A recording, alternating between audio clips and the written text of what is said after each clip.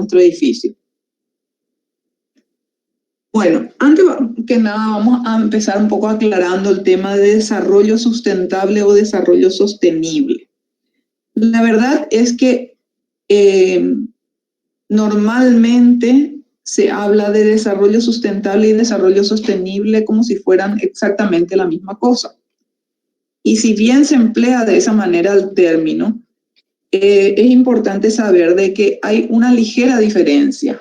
El desarrollo sustentable abarcaba más que nada en los conceptos relacionados a la parte económica, y el desarrollo sostenible incorpora el medio ambiente también.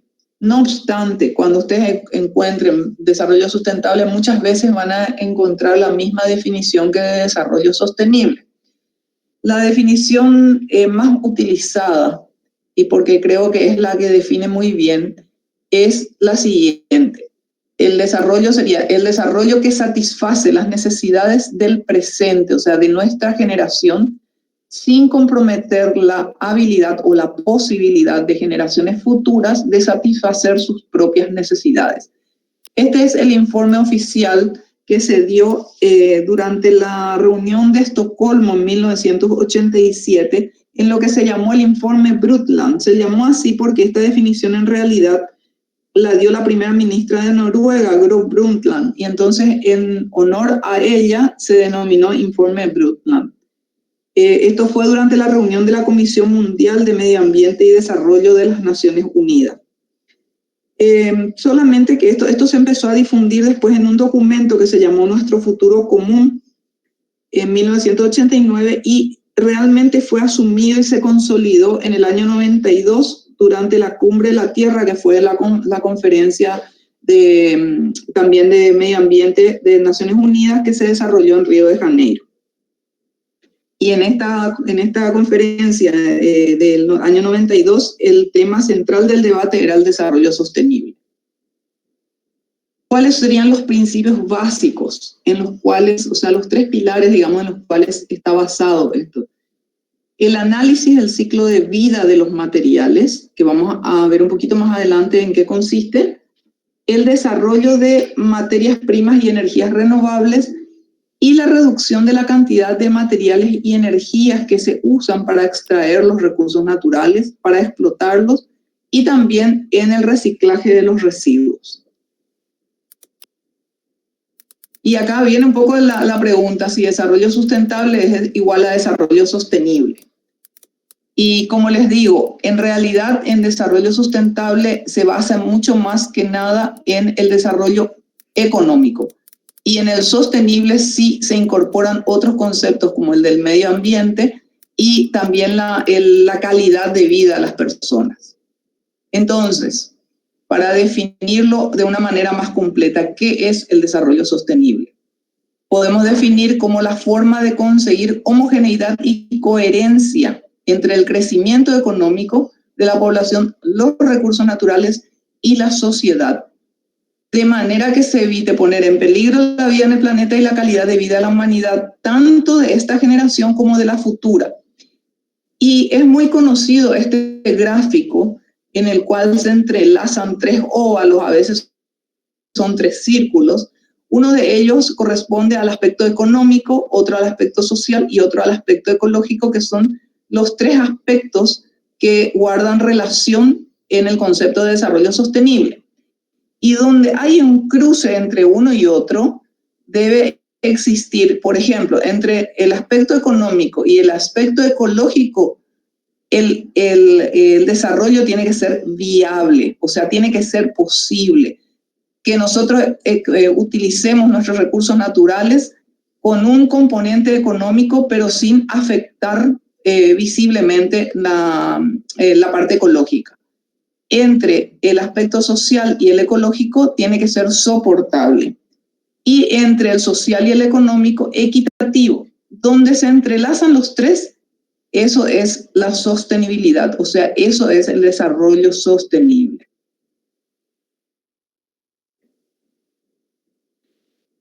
Objetivos de desarrollo sostenible. Y determinaron 17 objetivos de desarrollo sostenible. en el cual si nos fijamos mejor vamos a ver que muchos de ellos están relacionados con el aspecto el aspecto ecológico. Por ejemplo, y algunos de ellos no directamente con el aspecto ecológico, pero sí indirectamente, porque, por ejemplo, salud y bienestar está relacionado con la calidad del aire, del agua, del suelo, que son las que influyen en la salud y bienestar de la población. Igualmente el tema de hambre cero, igualmente el fin de la pobreza. Y los que son más directos es el 6, que se refiere a agua limpia y a saneamiento.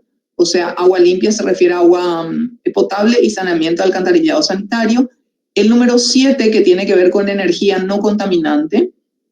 El número 9 está relacionado con la parte industrial y de infraestructura. El número 12 con una producción y consumo responsable, o sea, el 9 y el 12 están directamente relacionados.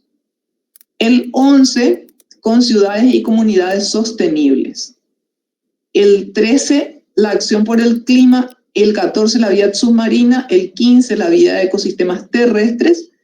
Y bueno, como ven, tenemos 1, 2, 3, 4, 5, 6, 7, 8 de los 17 directamente relacionados con la parte ambiental.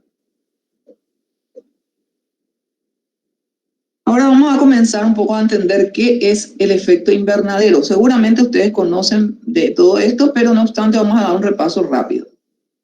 El efecto invernadero es un fenómeno por el cual ciertos gases retienen parte de la energía que emite el suelo después de haber sido calentado por la radiación solar. Es decir, el sol influye sobre la Tierra, estos rayos se utiliza la radiación solar, una parte, y otra parte es irradiada hacia el exterior para que esto vuelva a salir y mantenga una temperatura en la Tierra. Pero hay ciertos gases que rodean a la atmósfera que impiden muchas veces que estos gases, que esta energía salga o que salga en la cantidad que debería de salir, y entonces eso produce un efecto de calentamiento, por eso cada día hace más calor, similar al que ocurre en un invernadero. Este efecto invernadero es lo que causa el calentamiento global. ¿Y qué consecuencias tiene? Primero, el deshielo, ¿verdad?, de los polos. En las ciudades, las inundaciones con cada lluvia, y eso nosotros lo conocemos bien.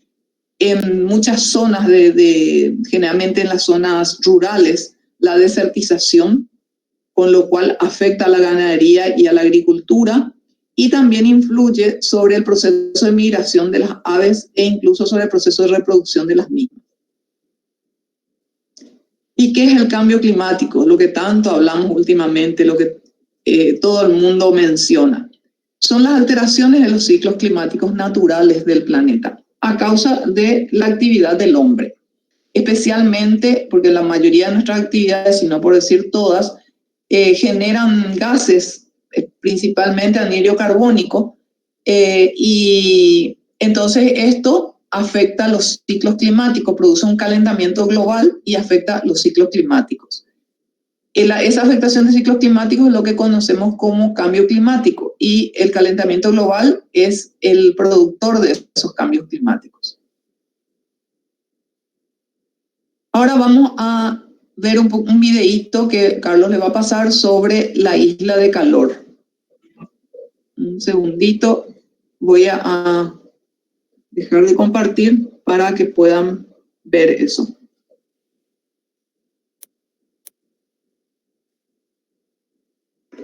Ok, profe.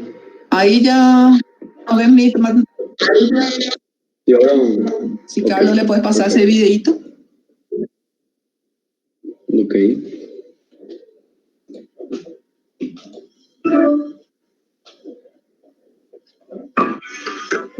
Ahí se escucha, ¿se ve? No se ve todavía el video. ¿Todavía no? Ok. Un poquito, ¿qué pasó? Voy a probar de vuelta. Ahora pruebo de vuelta, vamos a ver qué pasa.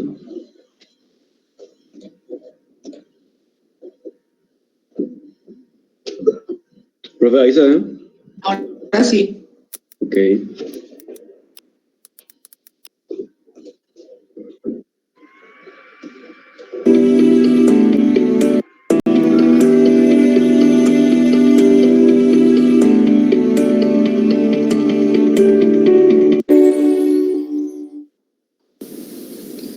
En las grandes ciudades tiene lugar lo que se conoce como la isla de calor urbana.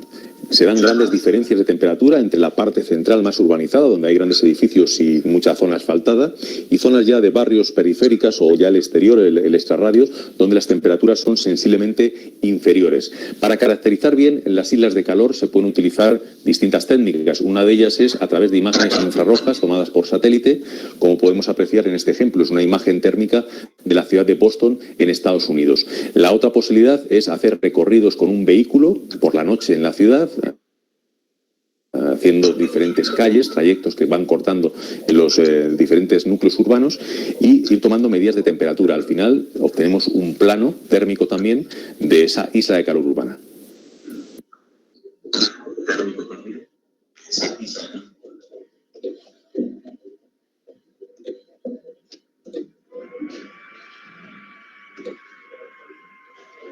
Profe, ahí está.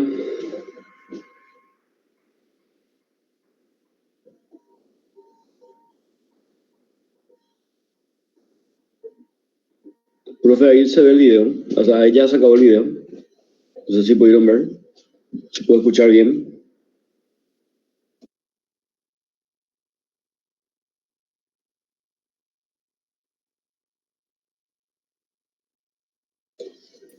Espera nomás un ratito, Carlos se está conectando bien. Ok, ok.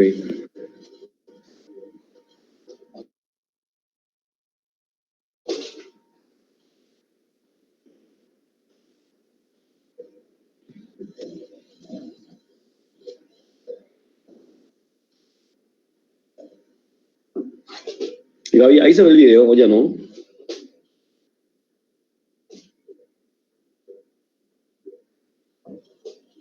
Esperamos un ratito, Carlos. Okay. No se ve. Ah, pero no se llegó a ver. Sí, se llegó a ver, se llegó a ver. Ok, perfecto. No sé si pongo de vuelta a ver si se ve mejor ahora, o esperamos que nos dice la profe. ¿Qué dicen, chicos?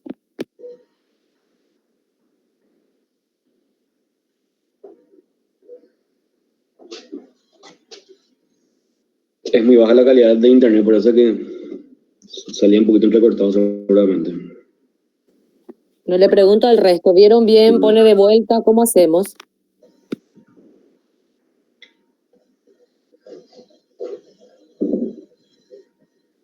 Puede poner de vuelta, profe. Pero no sé si pueden subir a la plataforma capaz después y podemos ver. Ok. No, y también se va a subir, ¿verdad? Creo que se va a subir entonces. Igual puedo probar de vuelta a ver si se ve mejor. Pues me parecía que había un lag con el audio, entonces pongo vuelta para probar y si no, también se va a subir a la plataforma, así que sin problema. Ok, profe, vamos a ver. Voy a salir un ratito yo de la reunión y vuelvo a entrar porque no estoy teniendo algún problemita, ¿sí? Sí, está con problema la señal. Ahora pongo de vuelta el video. Ok, mientras yo salgo y vuelvo a entrar.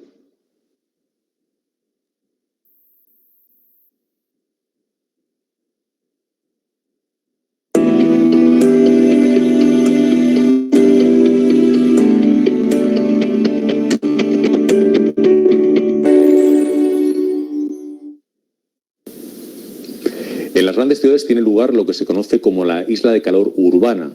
Se dan grandes diferencias de temperatura entre la parte central más urbanizada, donde hay grandes edificios y mucha zona asfaltada, y zonas ya de barrios periféricas o ya el exterior, el extrarradio, donde las temperaturas son sensiblemente inferiores. Para caracterizar bien las islas de calor se pueden utilizar distintas técnicas. Una de ellas es a través de imágenes infrarrojas tomadas por satélite, como podemos apreciar en este ejemplo. Es una imagen térmica de la ciudad de Boston, en Estados Unidos. La otra posibilidad es hacer recorridos con un vehículo por la noche en la ciudad, haciendo diferentes calles, trayectos que van cortando en los diferentes núcleos urbanos y ir tomando medidas de temperatura. Al final obtenemos un plano térmico también de esa isla de calor urbana.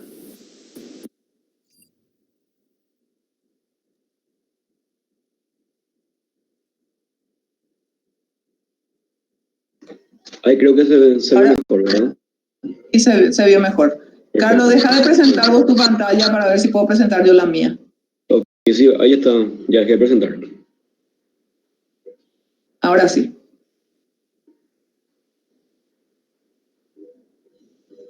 Vamos a irnos hasta donde nos quedamos. Bueno, hemos quedado acá en la isla de calor. Entonces, el fenómeno llamado isla de calor significa el aumento de la temperatura en el centro de las ciudades en relación a las zonas periféricas. ¿Esto por qué ocurre? Porque se acumula el calor que proviene de la radiación.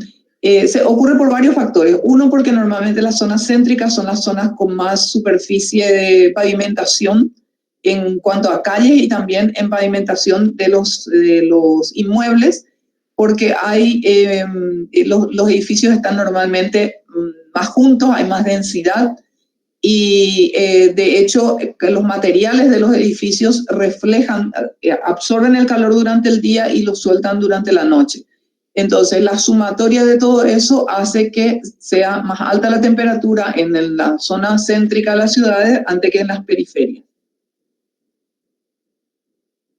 Ahora vamos a definir un poco lo que es la huella ecológica y todo lo que nosotros hacemos, todos nuestros hábitos influyen en el medio ambiente. No hay una sola cosa que nosotros hagamos que no vaya a influir en el medio ambiente. La huella ecológica lo que hace es mide la cantidad, la superficie que nosotros necesitamos para producir algún producto. Supongamos, y ahora lo van a ver en el video, una barra de chocolate. Y también para asimilar los residuos que generan nuestras actividades. Entonces, la cantidad, supongamos que nosotros midamos el suelo, el agua, etcétera, que necesitamos para producir una barra de chocolate, o el suelo, el agua, etcétera, que necesitamos para asimilar los residuos que generamos de esa misma barra de chocolate. O sea, siempre tiene que haber una medida en relación a la superficie a la superficie que vamos a considerar. Ahora yo voy a dejar de compartir de nuevo para que Carlos les pase el video. Ok, profe. Un segundito.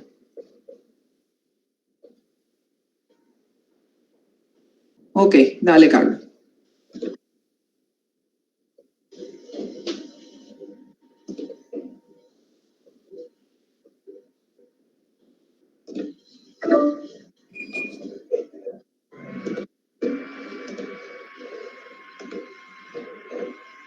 Ahí voy a probar de vuelta.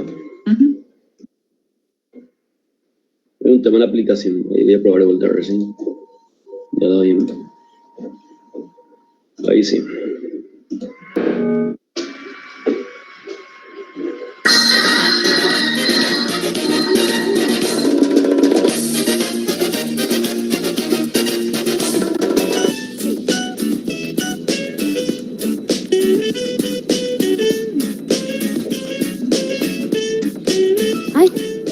Hola, hola.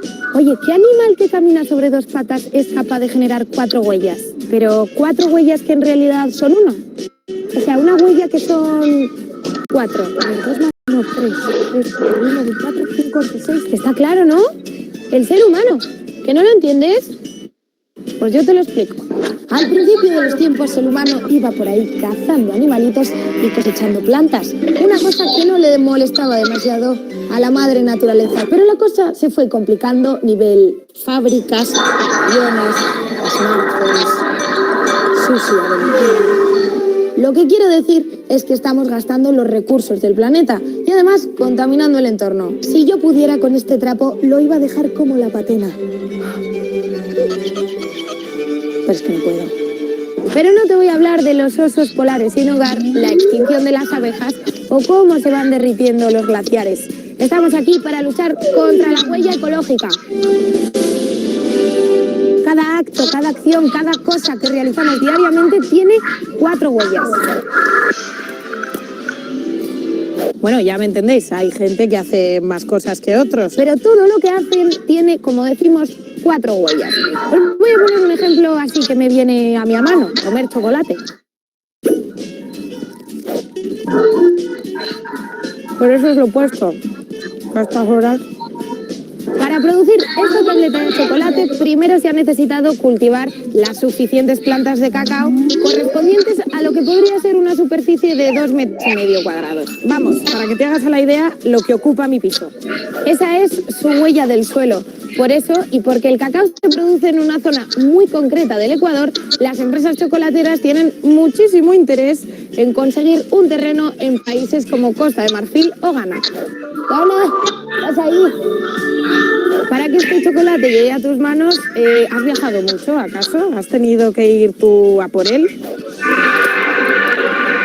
Seguramente esta tableta de chocolate ha viajado en barco y después en camión hasta el supermercado donde tú lo has comprado y después en tu coche para llevártelo a casa. Vamos, que ha viajado más que tú en todo el año, básicamente. Todo ese CO2 que generan esos medios de transporte es, en definitiva, su huella de carbono. Y por si no te ha quedado claro ya, el carbono es el malo de la peli. Pero el chocolate no es lo único que te estás llevando a casa. También el papel de colores que lo envuelve, el aluminio que viene dentro de la caja. Es decir, que todos esos productos, junto a los componentes del chocolate en sí, forman su huella de materiales. La cantidad de agua que se invierte en producir el chocolate es su huella hídrica. ¿Sabíais que para una tableta de 100 gramos de chocolate con leche se necesitan 1.430 litros? ¿Qué sed me está entrando? Y toda esa huella pasa a ser tuya mientras comes un trocito y otro trocito y otro trocito. Tranquilo, respira. Pero tranquilidad, porque no hace falta que dejes de comer chocolate. Existen otros métodos para reducir nuestra huella. Y por eso te vamos a contar los siguientes consejos. Solo hace falta que te animes. Porque te animas, ¿no? Venga, anímate. Anímate, por favor. Anímate.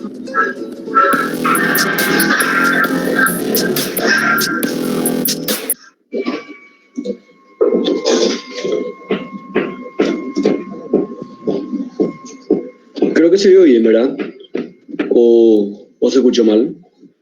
La verdad que no se escucha muy bien, Ok, perfecto. pero de todas formas no hay problema porque les vamos a alzar el link en los recursos para que ellos puedan volver a ver el video. Ok, perfecto, sí, está bien.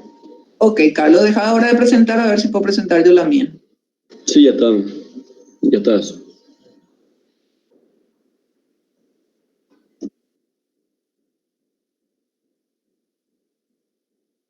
Y nuevamente con problemas, así que voy a salir de nuevo y me vuelvo a unir, ¿sí?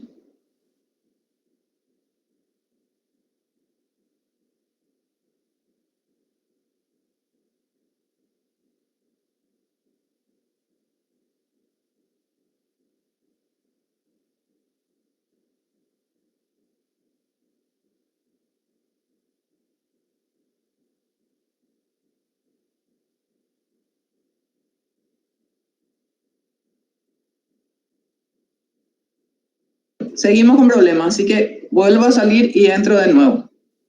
Ok, profe.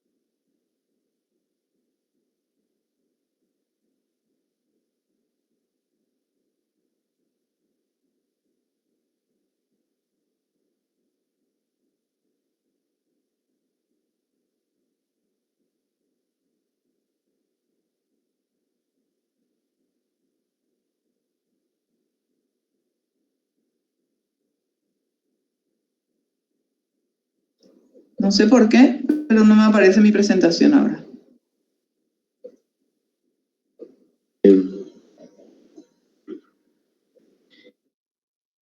¿No te da la opción de presentar?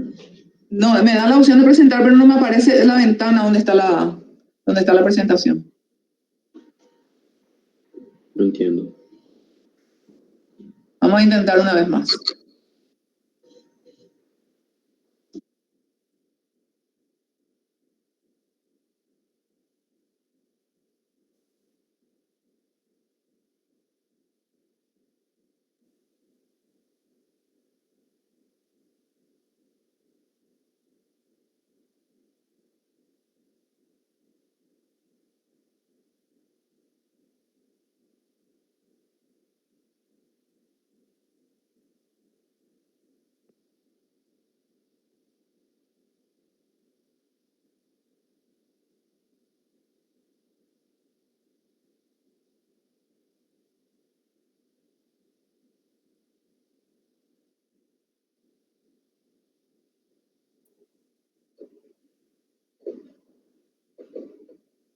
Definitivamente no aparece.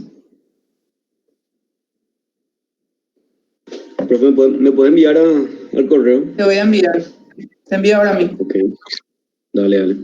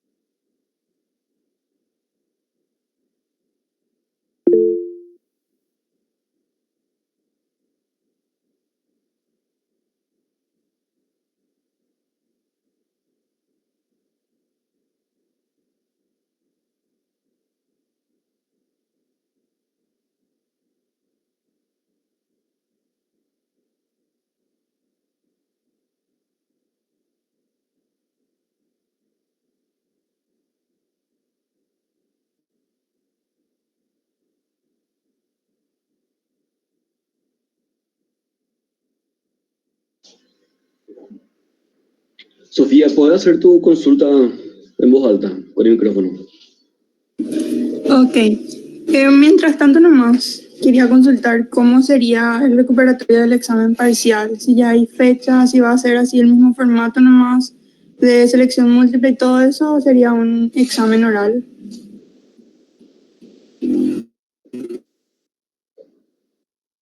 Perdón, no entendí la pregunta, Sofía. ¿Cómo es? Sí, ¿qué formato sería el examen, el recuperatorio del examen parcial? Si ya se tiene determinado eso o todavía. ¿Quiénes van a rendir el recuperatorio? Yo no tengo ninguna fecha prevista de recuperatorio, Sofía. No está en nuestro cronograma ninguna fecha prevista de recuperatorio. Nadie a mí presentó ningún justificativo del por qué no rindió examen. Y los que no van a poder rendir, ponele que para el segundo parcial, profe. ¿Y por qué vos ya sabes que no van a poder rendir para el segundo parcial? En realidad es porque suelen preguntar eso y para tener nomás algo que decirle a los que Te preguntan. cuento que salvo que sea una cuestión de salud de vida o muerte, o sea, y que traigan un justificativo médico, no hay otra razón por la cual no puedan rendir. Por eso que estamos dando la fecha con suficiente anticipación, ya se dio al inicio del semestre.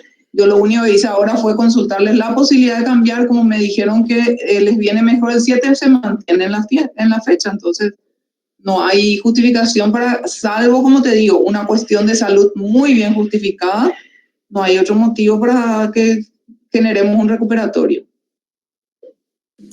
Entiendo, profe. Eso entonces voy a estar diciendo a los que preguntan. Y gracias. Carlos, te envié ya por WeTransfer porque es muy grande, no va por correo. Ok, estoy esperando que me llegue. Un poquito de paciencia, chicos, ya enseguida vamos a continuar con la clase. Perfecto. Y hablando de paciencia, también no están todavía las notas del primer parcial porque estoy corrigiendo, son muchísimos ustedes. Y entonces por eso todavía no están saliendo. Habrán visto ya las notas, los puntajes que hicieron seguramente, que corrige el sistema automáticamente, ¿verdad? Todo lo que era selección múltiple, verdadero o falso. Lo que hay que redactar, sí, estoy corrigiendo. Les quiero hacer una aclaración con respecto a uno de los temas de globalización que decía qué acontecimientos generaron o dieron origen a la globalización. Y el 99,9% de todo lo que corregí hasta el momento me dice que fueron, o sea, me citaron las 4 causas de la globalización. No les quité puntos por eso. A la gente que respondió de esa manera se le consideró porque tal vez faltó la palabra histórico en donde decía acontecimiento histórico, porque en realidad a eso se refería la pregunta, a los acontecimientos históricos que dieron origen o que generaron el proceso de globalización. Algunas personas respondieron correctamente y una buena cantidad se fue a copiar, digo yo, de alguna forma de la presentación que habíamos hecho en clase, las causas de la globalización. O sea, eso les quiero aclarar ya de inicio. Entonces, probablemente si vuelve a tocar un tema parecido se va a aclarar bien. Por eso es que yo no les quité punto, porque faltó esa aclaración que diga acontecimientos históricos.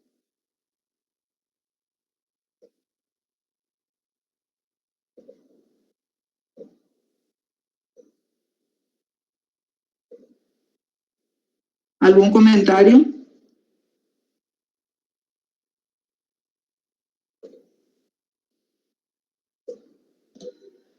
Profe, ya carga todo enseguida, en 2 minutos. Ok.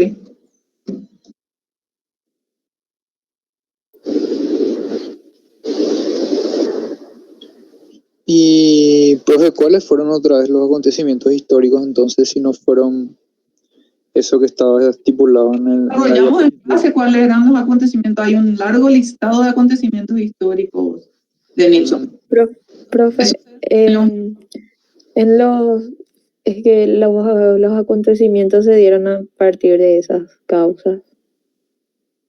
Había una parte que decía causa, no me acuerdo qué bien que decía exactamente la causa, era la organización del sistema geopolítico.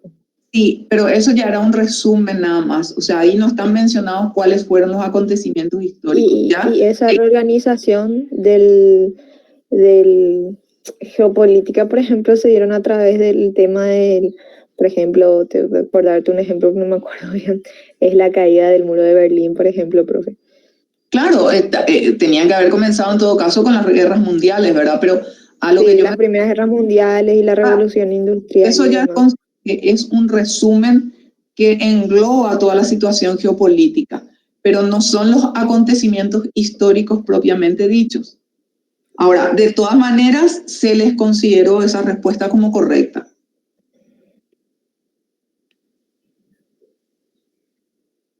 Entiendo.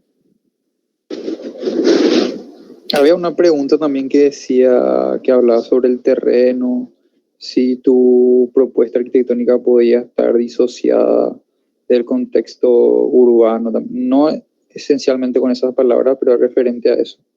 Ajá. Y era ambiguo, o sea, la interpretación era ambigua, no sé si era falso o verdadero. Y vas a saber si miras tu nota. Ah, ya está. Te equivocaste en el punto, obviamente ahora ya vas a saber cuál es la respuesta correcta, ¿verdad?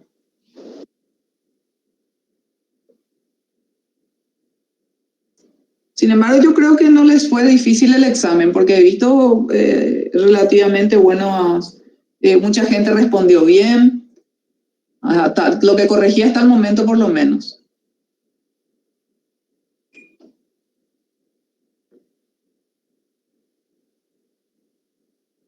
¿Ya tenés, Carlos? ¿Te cargó todo?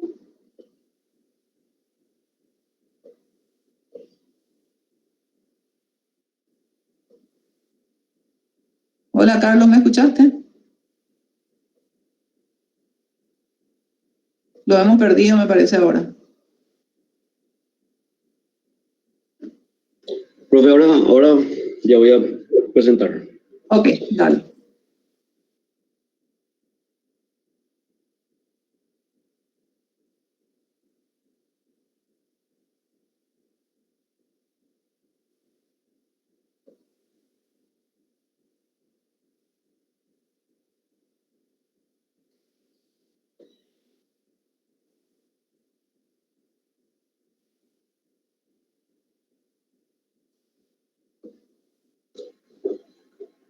Profe, vos me decís, Y vamos a donde habíamos quedado, que era en la huella, en el video de la huella. Tenés que ir un poco más. Uno más. Uno más. Uno más, Carlos. sí, ahí. Ahí. Bueno, en el video creo que no fue, el sonido no fue muy claro, pero hablaba de que existen 4 tipos de huellas ecológicas. La huella de suelo, que como les había explicado, se refiere a la cantidad de terreno necesario, de la superficie necesaria para producir puede ser una materia prima, puede ser un residuo, o sea, no necesariamente tiene que ser una materia prima, ¿verdad? La huella hídrica es la cantidad de agua dulce que se utiliza para producir bienes y servicios. La de materiales mide la cantidad de materias primas necesarias para producir algún producto y también la superficie consumida, la vegetación, la arboleda afectada. Y la huella de carbono, la cantidad de emisiones de gases de efecto invernadero que produce el ser humano al fabricar un determinado producto o al realizar algún tipo de actividades. Vamos a pasar a la siguiente, Carlos. Bueno, ¿y qué son los residuos? Los residuos son todos los desechos de lo que producimos, nuestras actividades diarias. Es todo aquello que ya no tiene valor o utilidad y de lo cual nos tenemos que desprender. Y los residuos se pueden clasificar de distintas maneras. Yo acá le puse algunas imágenes de distintos tipos de residuos. Pero, por ejemplo, acá tenemos los residuos patológicos, que serían los residuos provenientes de los centros hospitalarios, de los centros de salud, o de una veterinaria, o de incluso un consultorio médico, hasta una farmacia, que pueden ser los restos de jeringas usadas, las botellitas de medicamentos utilizados. Esos, tanto como también ahí están las pilas, y abajo hay una imagen de todo lo que son computadoras y accesorios informáticos. Todos esos, a su vez, se caracterizan por ser residuos peligrosos, o sea, altamente contaminantes, residuos que no pueden ser reaprovechados directamente. Sin embargo, por ejemplo, tenemos las botellas de plástico que sí pueden ser reutilizadas y pueden ser recicladas, que enseguida vamos a ver la diferencia entre una y otra. Igualmente, también lo que tiene que ver con los residuos orgánicos, los restos de comida, los restos de poda, etcétera, también se pueden reutilizar. Vamos a pasar al siguiente, Carlos. ¿Y qué impacto generan estos residuos? Bueno, los residuos impactan de muchas maneras. Por un lado, afectan la calidad del agua superficial, o sea, ríos, arroyos, etcétera, y del agua subterránea, de la napa freática. Afectan la calidad del aire por distintas formas. Uno, la basura, por ejemplo, que se genera en la descomposición de la basura genera metano, que es un gas incluso cancerígeno. Y el dióxido de carbono también. Y la combustión de los vehículos, ya sean diésel o nafteros, generan anhídrido carbónico.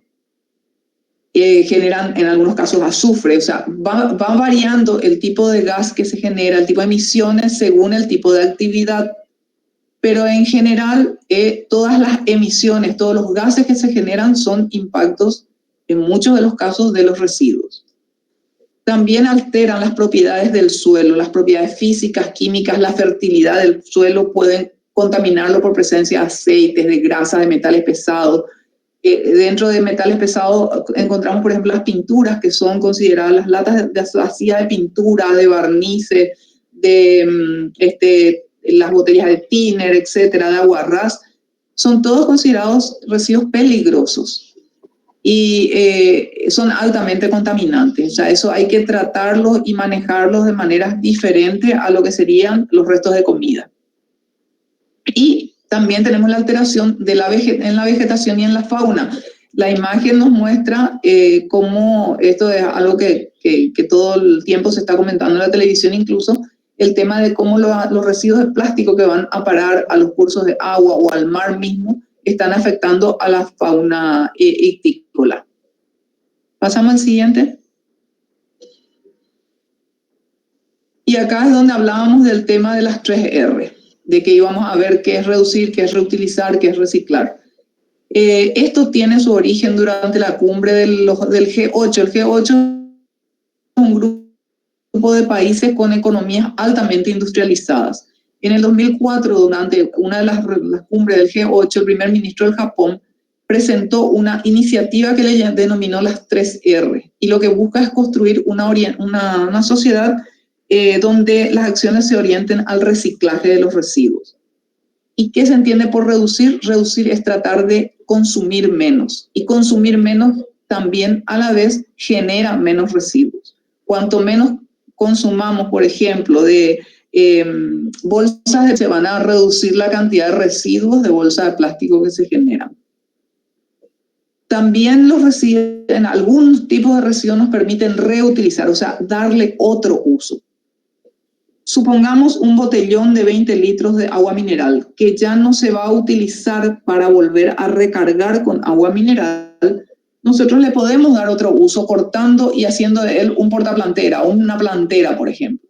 Entonces, les doy un ejemplo quizás muy burdo, pero para que sea fácil de comprender. Entonces, reutilizar es darle otro uso, reusar. Y reciclar es cuando ya no tenemos posibilidad de reutilizar. El último recurso tiene que ser reciclar. Reciclar sería utilizar los restos como materia prima para generar nuevos productos. Volviendo al caso del botellón de agua, ese botellón que ya no vamos a utilizar de ninguna otra manera, entonces se tritura y ese mismo plástico triturado se utiliza de nuevo en el proceso de fabricación de nuevos botellones. Entonces eso sería reciclar, la diferencia entre reutilizar y reciclar. Pasamos al siguiente.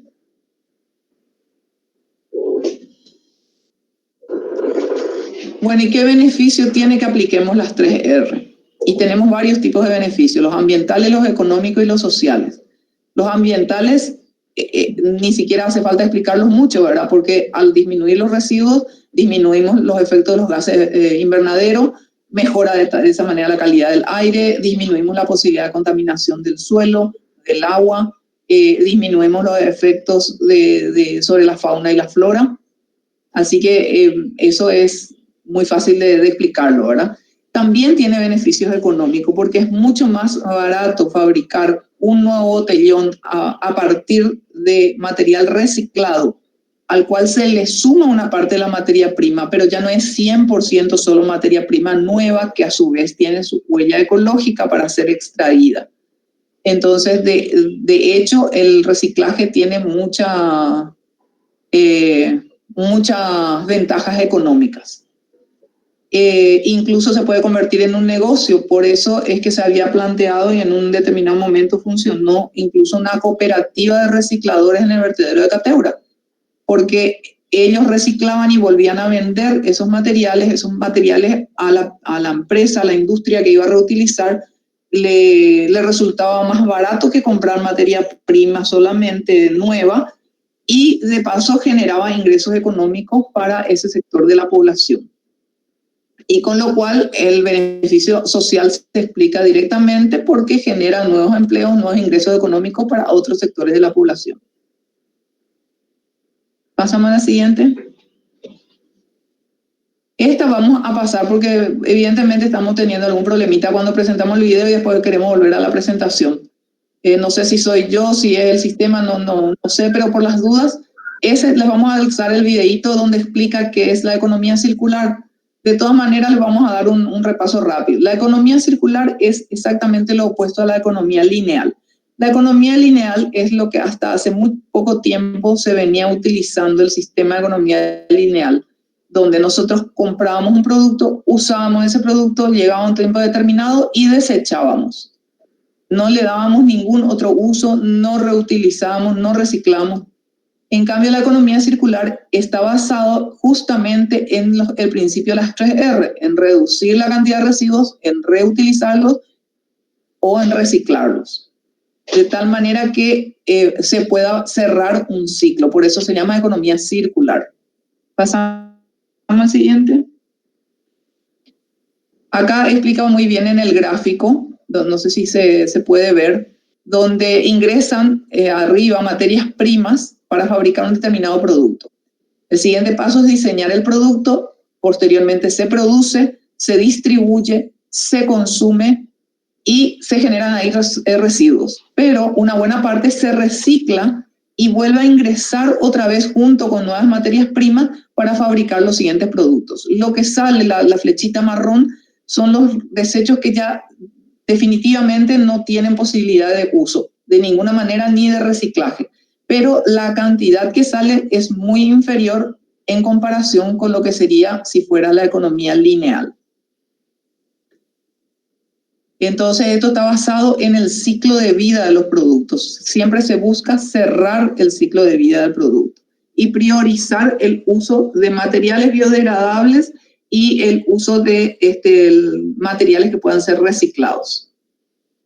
¿Pasamos a la siguiente? Una más, Carlos. Otra más. Bueno, y los principios de la economía circular, básicamente los que dijimos, el principio fundamental es el uso de los residuos, la reducción de los impactos ambientales a lo largo de todo el ciclo de vida de los bienes y productos, ya que el residuo se convierte en un recurso. Se busca reintroducir en el circuito económico, como habíamos dicho, reusar tanto el total del residuo como puede ser parte de los mismos también. También promociona lo que es la reparación, darle primero una oportunidad a ese residuo para una segunda vida útil. Incluso si tuviera la posibilidad de ser reparado primero, entonces se intenta primero reparar. Después viene lo que habíamos dicho, el reciclaje. Cuando ya no, la segunda vida ya no es posible, entonces ahí se procede a reciclar. Otro de los principios es la valorización de los residuos, porque también pueden ser utilizados para generar energía.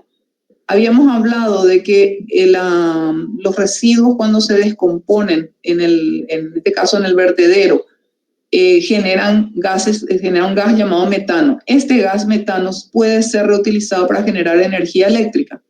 Entonces, los residuos pueden ser también usados para generar energía. Después, la ecoconcepción. Cuando nosotros diseñamos un producto, deberíamos de pensar en una ecoconcepción, en un ecodiseño, en un diseño que esté en concordancia con la ecología. Y también en el principio de la organización industrial en un mismo territorio. ¿Qué significa? Si yo tengo una industria de envases de plástico para proveer a una empresa que envasa agua mineral, lo ideal es que no haya una distancia muy grande. Si pudieran estar en un mismo sector de la ciudad, sería lo ideal para generar menos flujo de materiales y de energía en el traslado de los residuos de uno a la fábrica donde se producen y a su vez del producto terminado al cliente, que sería la fábrica de envasado. ¿Pasamos? La siguiente, Carlos.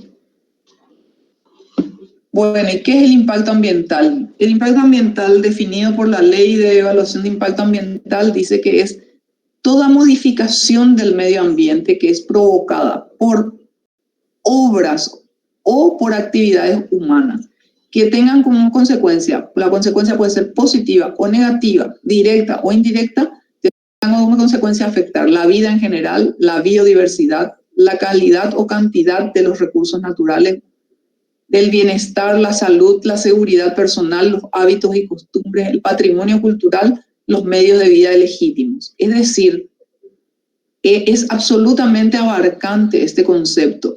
Y eso es algo que me gustaría que ustedes lo tengan claro. El impacto ambiental no se refiere exclusivamente al impacto ecológico, en el medio ambiente ecológico. No se refiere solamente al impacto sobre el agua, el suelo, la fauna, la flora, el aire. Se refiere también a todo lo que tiene que ver con la vida humana, la seguridad, los hábitos y costumbres, el patrimonio, los medios de vida legítimos, la salud. Todo eso constituye lo que es el impacto ambiental.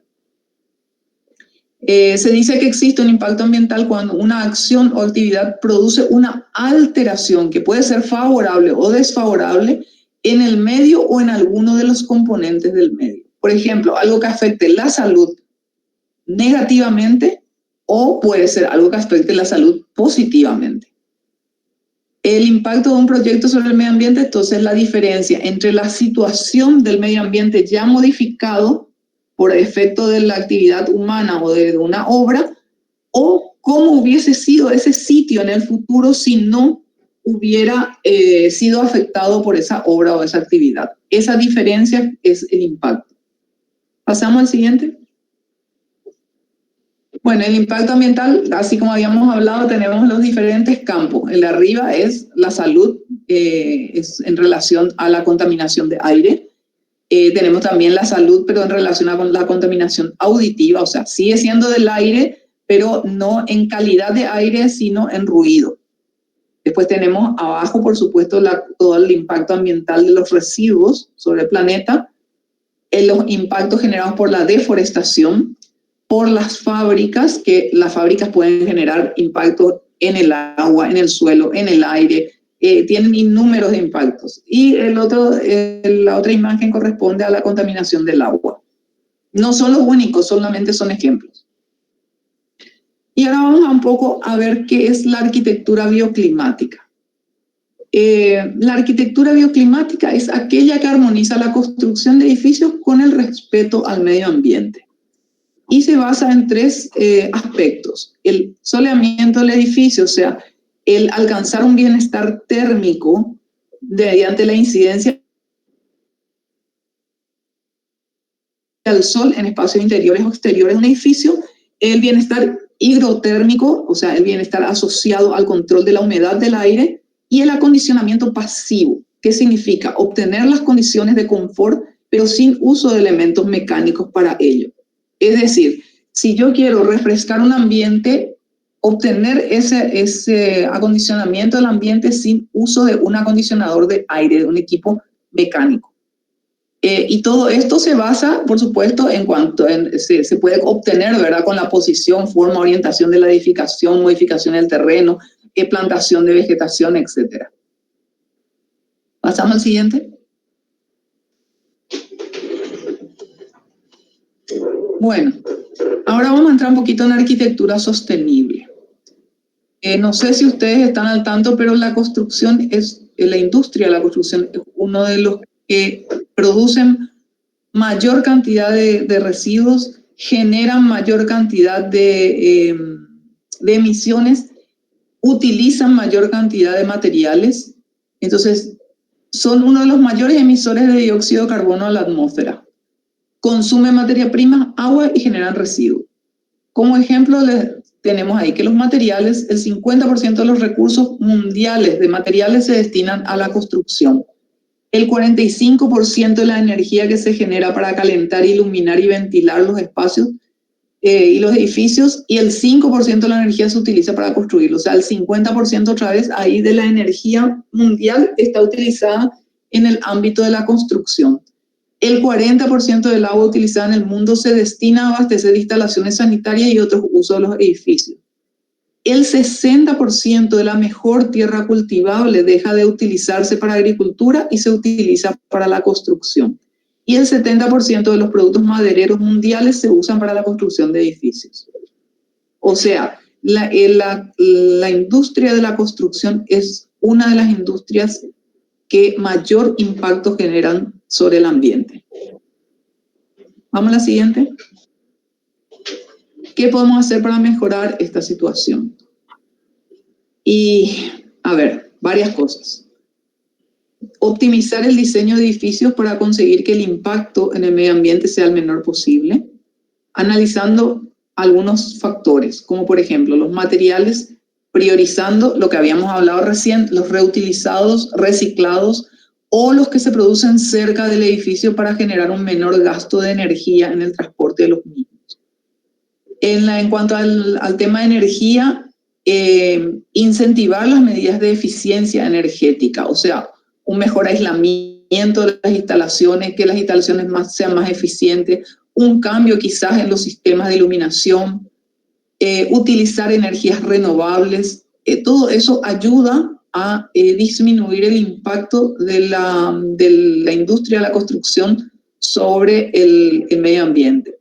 En cuanto al agua, usar estrategias de reducción del consumo de agua o incluso la reutilización del agua. Y en cuanto a residuos, una buena gestión para reciclar todos los materiales posibles. No van a ser el 100%, pero todo lo que se pueda. Vamos a la siguiente. Bueno, ¿y qué es la construcción sostenible? Busca no poner en peligro el medio ambiente y encontrar un equilibrio entre construcción y sostenibilidad. Y hay algunos factores que mencionan acá abajo que están relacionados también con lo que acabamos de ver, ¿verdad? El ahorro energético, la utilización de energías renovables, uso de materiales naturales, reciclaje, gestión racional del agua, utilización de tipologías adaptadas a la zona, uso de barreras contra el sonido, o sea, materiales aislantes naturales, etc. Pasamos a la siguiente. Podríamos definir entonces a la arquitectura sostenible como aquella arquitectura respetuosa con el medio ambiente al elegir las soluciones con menor impacto en él, pero que a la vez sean viables económicamente y sean equitativas para la sociedad. Pasamos a la siguiente. Los edificios son una pieza clave en la ciudad. Entonces, el proyecto del edificio, desde el momento del proyecto en adelante, se debe analizar el ciclo de vida del edificio, porque una cosa es el edificio o los impactos que el edificio genera durante su construcción. Después, esos impactos por lo general son importantes, pero son temporales. Una vez terminada la construcción del edificio, también termina el impacto. Sin embargo, los impactos generados durante el uso del edificio, la operación del edificio, entiéndase edificio de manera genérica, puede ser una fábrica, puede ser un edificio de apartamento, puede ser cualquier construcción. Normalmente ese impacto dura muchísimo más tiempo. Y finalmente, en algunos casos también tenemos un impacto en el momento que el edificio pierde su valor de uso, y en muchos casos es demolido. Entonces, en toda esa etapa, en todo ese ciclo de vida del edificio va generando distintos impactos. La sostenibilidad influye en la selección del sitio para emplazar nuestro edificio, en el proyecto arquitectónico, en la construcción y en la gestión, lo que acabamos de decir. Y promueve un enfoque multidisciplinario, valores comunitarios, sociales y culturales, un nuevo lenguaje estético para la arquitectura, el pensamiento ecológico y una visión ética del papel del arquitecto. Esto es muy importante. Vamos a la siguiente, Carlos. Aspectos que se tienen que considerar para la arquitectura sustentable. Adecuar el diseño a las condiciones del sitio, a las condiciones físicas del sitio, geográficas, topográficas, climáticas, y también a la cultura donde se emplaza. Y acá ligamos esto con lo que habíamos hablado del tema de la identidad cultural cuando tocamos el tema de la globalización. Muchas veces nosotros queremos construir un edificio que dé la imagen de modernidad, y lo digo entre comillas, en un sector, en un sitio cuya cultura es absolutamente diferente. Entonces, si nosotros queremos realmente diseñar una arquitectura que sea sustentable, como que dijimos que el impacto engloba también todas las características culturales de la población, tenemos que ser respetuosos con esa cultura, con esa población, con ese cliente o con ese lugar donde nosotros vamos a diseñar nuestro edificio. Entonces, no solamente considerar las condiciones geográficas, topográficas y climáticas, sino también la cultura del lugar donde vamos a emplazar. Después, diseñar estrategias de iluminación y ventilación natural como primera instancia. Si con estas estrategias no resultara suficiente, podríamos recurrir a la siguiente etapa, que sería la utilización de medios mecánicos. Proyectar siempre un uso racional y eficiente del agua, tratando de reaprovechar aguas grises y aguas de lluvia, desarrollar un adecuado aislamiento térmico, utilizar fuentes renovables de energía, materiales adecuados que puedan recuperarse, reciclarse, reutilizarse, que sean duraderos, porque si nosotros utilizamos un material que en pocos años pierde su vida útil, estamos generando muchos residuos. También buscar materiales que en lo posible no contengan contaminantes de peligrosidad.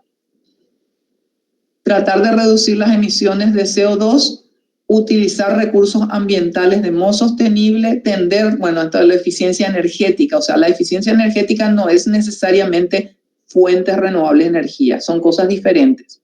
La eficiencia energética es ahorrar energía y tratar o crear energía propia o rediseñar la parte energética del edificio para tratar de que sea más eficiente energéticamente. Elegir materiales locales para así evitar o disminuir la cantidad de gases contaminantes que se generan por el transporte de los materiales de un sitio a otro, y optar por proveedores que dispongan de certificaciones ambientales para de todas formas evitar también la generación masiva de residuos. Pasamos a la siguiente, Carmen. Bueno, y la ventaja de la construcción sostenible. Tenemos innumerables ventajas, obviamente. La reducción del uso de energía. Todo esto me gustaría pasarlo porque es todo lo que estamos diciendo en las anteriores imágenes.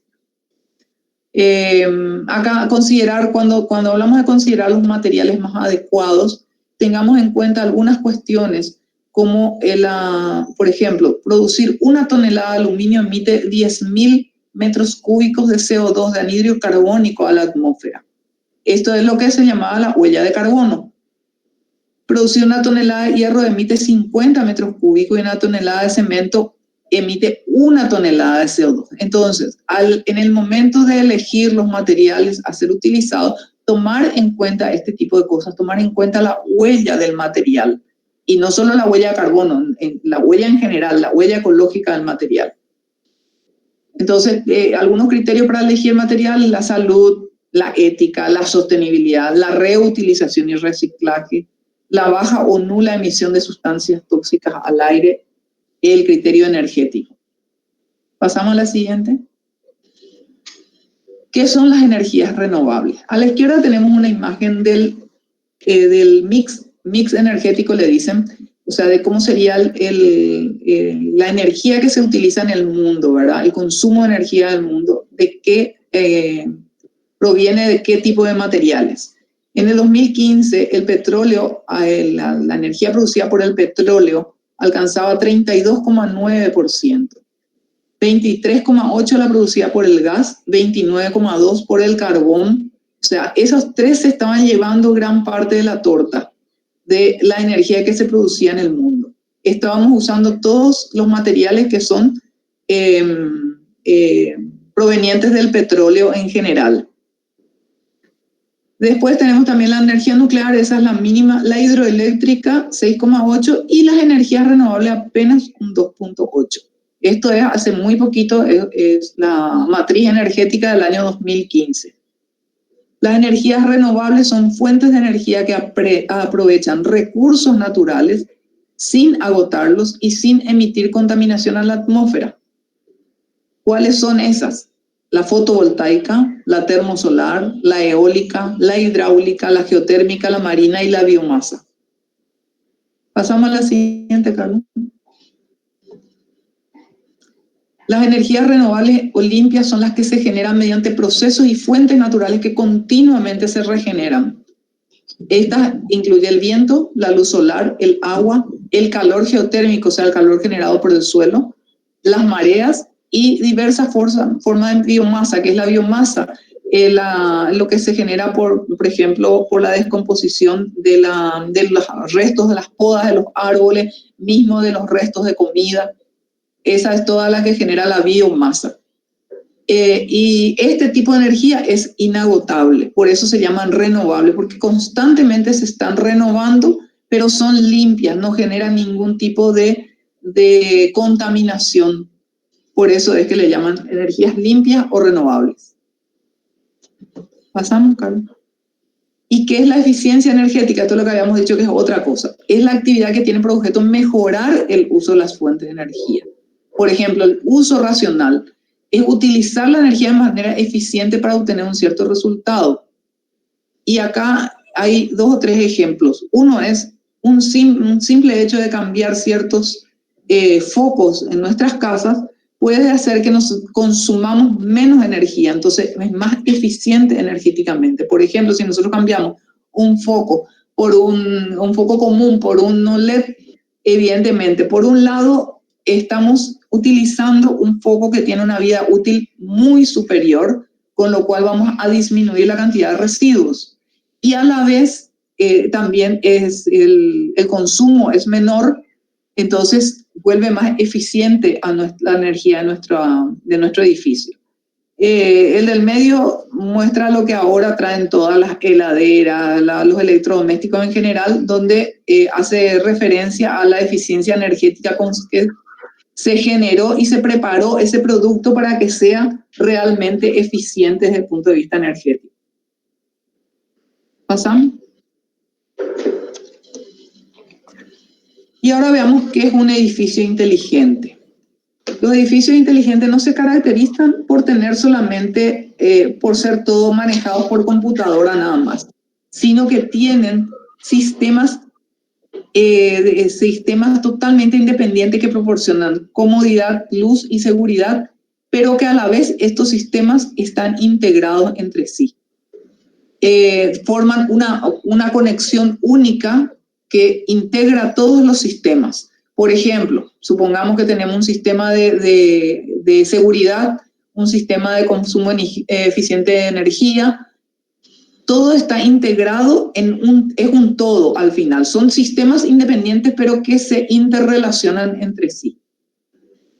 Algunas de las características de un edificio inteligente es el consumo eficiente de energía, la integración, esto es importante, la integración en sus sistemas de control, la seguridad, porque si nosotros analizamos la arquitectura sostenible, puede tener un consumo eficiente, usar energías renovables, pero no asocia al sistema de seguridad precisamente. Sin embargo, en el edificio inteligente, entre los sistemas de control está incluido el de seguridad. Generalmente son flexibles, o sea, permite instalar y hacer otros cambios tecnológicos posteriores, y son ergonómicos, tratan de ser confortables para sus habitantes para hacer más fácil la vida útil, la vida del quien va a utilizar el edificio. ¿Pasamos? Y ahora vamos a tocar un tema medio espinoso, la certificación LEED. ¿Por qué les digo espinoso? Yo les voy a explicar en qué consiste la certificación LEED y después les voy a decir por qué digo espinoso. La certificación LEED fue desarrollada por el Consejo de Construcción Verde de los Estados Unidos en el 93 y consiste en un conjunto de normas y requisitos cuyo cumplimiento permite que los edificios certificados, o sea, permite que los edificios sean certificados y desde el punto de vista de la sostenibilidad. supone que el edificio del proyecto esté construido sobre ciertos estándares de ecoeficiencia y cumple con requisitos de sostenibilidad. Si bien la certificación LEED apunta a la construcción sostenible, eso no hay ninguna duda, es un arma de doble filo, porque la certificación LEED requiere que el edificio cumpla con ciertos estándares. O sea, si yo quiero construir una arquitectura sostenible utilizando todos los criterios de una certificación LEED, pero no alcanzando el puntaje que ellos requieren para certificar, ya no ingresa como certificación LEED. Sin embargo, perfectamente puede ser considerado un edificio sostenible. Y por otro lado, se vuelve un poco elitista, porque únicamente pueden certificar aquellos que están autorizados por el Consejo de Construcción Verde. El de los Estados Unidos tiene a su vez sus filiales, digamos, en distintos países. Nosotros también la tenemos en nuestro país. Pero un certificador solamente puede ser alguien que esté habilitado por ellos. Nadie más. ¿Pasamos? ¿Y qué criterios utiliza la certificación LEED? Bueno, ¿cuáles son los criterios que utiliza para puntuar? El emplazamiento en primer lugar, la eficiencia del agua, la energía y atmósfera, los materiales y recursos, la calidad del aire interior y la innovación y diseño. Pasamos, Carlos. Algunos edificios con certificación LEED en Paraguay, nosotros tenemos 4 hasta el momento certificados. El edificio de Blue Design América, que es una fábrica que está en la ciudad de San Lorenzo, el edificio de Mafre Seguros, el de BBVA y el Hotel Holiday Inn. Ahora vamos a hacer una breve introducción de lo que son edificios de alta complejidad. Podemos definirlos como aquellos edificios cuya cualidad principal es la de responder a las necesidades complejas de una sociedad en un momento y lugar determinados. No es lo mismo un edificio de una escuela para una sociedad de los años 1900 que una escuela para el siglo XXI. Entonces, responden a las necesidades de la sociedad en un momento y lugar determinados. No es lo mismo una escuela rural que una escuela urbana. No es lo mismo una escuela estatal que una privada. Entonces, va respondiendo a ciertas características y necesidades específicas. ¿Qué características básicamente tienen? Y bueno, primero que tienen una complejidad que puede ser funcional o tecnológica. Ojo que esto no es en el 100% de los casos y no es necesariamente un edificio de alta complejidad porque es tecnológicamente complejo. Lo que sí normalmente se da es que puede albergar varios programas arquitectónicos en su interior. Supongamos un shopping. Un shopping tiene un patio de comidas, tiene locales comerciales, tiene supermercados, en muchos casos tiene casinos, tiene patio de juegos, tiene estaciones de servicio, o sea, tiene una cantidad variada de programas arquitectónicos concentrados en un mismo edificio. Causan impactos ambientales significativos en su área de influencia y el área de influencia no se limita necesariamente al entorno inmediato. Nosotros habíamos visto en la clase pasada los impactos que generaba, sobre todo en lo que tiene que ver con la parte de tránsito. Algunos edificios que estudiamos, ¿verdad? Edificios de nuestra ciudad, unos estudios de casos que hicimos en la clase pasada. Y vimos que el impacto no necesariamente era en la manzana o alrededor del edificio, sino que en muchos casos estaba alejado 5, 6, hasta 8, hasta 10 cuadras del edificio. Entonces su entorno inmediato no era solamente el afectado, incluso veíamos que aparecían programas arquitectónicos relacionados con el uso de ese edificio a una distancia inclusive hasta de 1 kilómetro, como en el caso de la terminal de ómnibus. Otra característica es que reciben gran cantidad de usuarios. Normalmente le ponen mucho énfasis en la parte formal y generan complejidad urbanística, que es lo que vimos la clase pasada. Si hay otra... Bueno, y acá simplemente algunos ejemplos de edificios de alta complejidad, como hospitales, terminales de transporte, centros comerciales, hoteles, supermercados, universidades, colegios. Esto no es una lista cerrada. Hay otros edificios que perfectamente entran, por ejemplo, a los aeropuertos, y acá no está porque simplemente esto es una guía. Bueno, creo que por hoy vamos a dejar acá. Quiero saber si hay alguna pregunta.